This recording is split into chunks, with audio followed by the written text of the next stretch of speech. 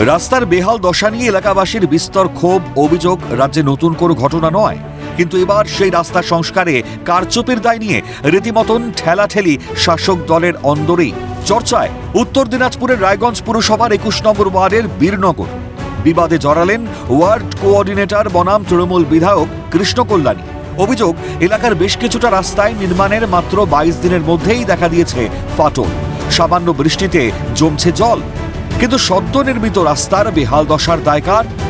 রায়গঞ্জ পুরসভার ২১ নম্বর ওয়ার্ডের কোঅর্ডিনেটর কল্পিতা মজুমদারের দাবি, বিজয় কৃষ্ণ কল্যাণীর ঘনিষ্ঠ ঠিকাদাররাই এই রাস্তা তৈরির কাজ করছে।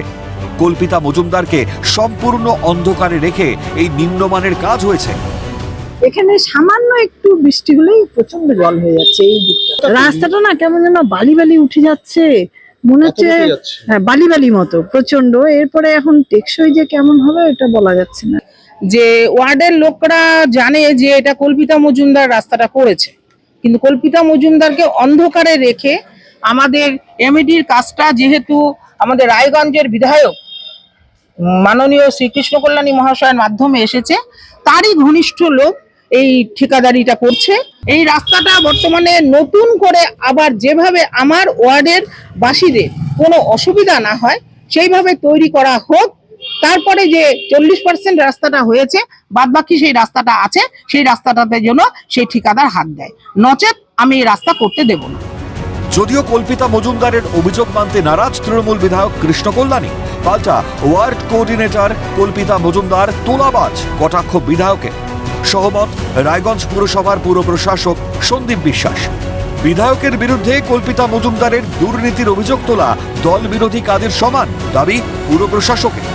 ভোটে বাই ইলেকশনে টিএমসির সিম্বলে জিতেছে, সেটা ওনার কাছে সার্টিফিকেট নেওয়ার আমার কোনো দরকার নেই। আর উনি নিজেকে কোঅর্ডিনেটর কোনো অফিসিয়াল পোস্ট না। উনি মনে করতেছেন উনি ওয়ার্ডের কোঅর্ডিনেটর আছেন, তাই বলে ঠিকাদারি উনি করবেন, কেউ জায়গা কিনলে ওখানে হপ্তা উসুলি উনি করবেন। সেই জিনিসগুলা কৃষ্ণ কল্যাণী হতে দিবে না। হ্যাঁ, সেটাতে আমি রায়গঞ্জবাসীকে নিশ্চিত প্রদান করছি। যদি কোথাও এই ধরনের কোনো ঘটনা যদি ঘটে আমাকে বলবেন, আমি কিন্তু অ্যাকশন নিতে বিন্দুমাত্র দেরি করব।